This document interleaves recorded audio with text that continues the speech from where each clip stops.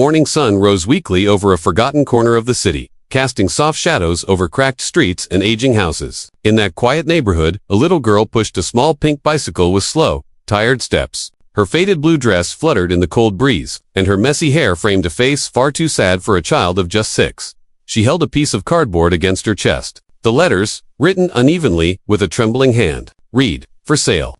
Her name was Emily, and though she was only a little girl, life had forced her to understand pain far too early. Before we continue, please take a moment to like, comment, share, and subscribe to Whispers of Kindness. Your support helps spread stories that remind the world that compassion still matters. That morning, Emily stood on a busy street corner with her bicycle, the only gift she had ever truly cherished. Her mother had given it to her on her 5th birthday, a memory filled with warmth and laughter, a warmth that had slowly faded from their home.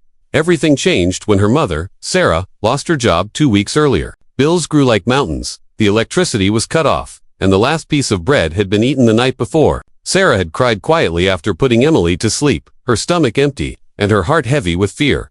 For 4 long years, Sarah had worked as a cleaner in a big corporate building. She was gentle, hardworking, and never complained, not even when life was unforgiving. But one afternoon, she was called into the office of the CEO, Mr. Jameson. Known for his ambition and cold decisions, he informed her that the company was cutting costs, and she was the one they were letting go. She begged. She pleaded. She explained she had a daughter to feed, but his decision never changed. Sarah walked out of that shiny glass tower with trembling hands and a breaking heart. Days passed with no luck. She knocked on doors, cleaned what she could, did odd jobs, but nothing was enough, and the world simply kept moving.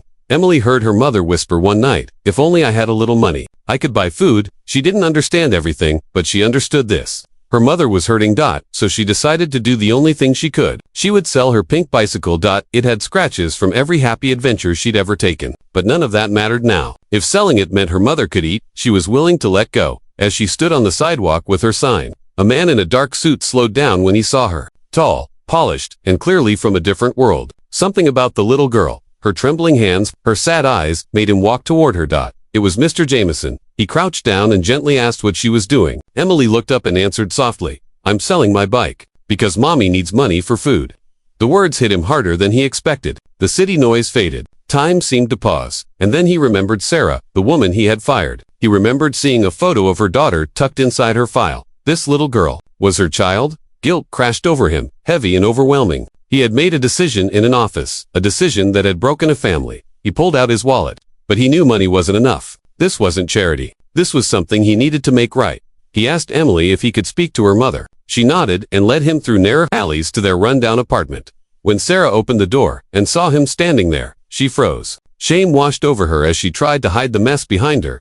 Before she could say anything, Emily ran to her and announced proudly, "Mommy, he wants to buy my bike. Now you can eat." Sarah's legs gave out. She dropped to her knees, hugging her daughter with shaking arms as tears poured down her face. Watching them shattered something inside Mr. Jameson, something he didn't know still existed. He apologized, sincerely and deeply. He admitted he had made a cruel mistake, and then he did what he should have done from the start. He offered her job back, but this time, as the manager of office maintenance, better pay, benefits, housing support. Sarah couldn't speak. Her tears said everything.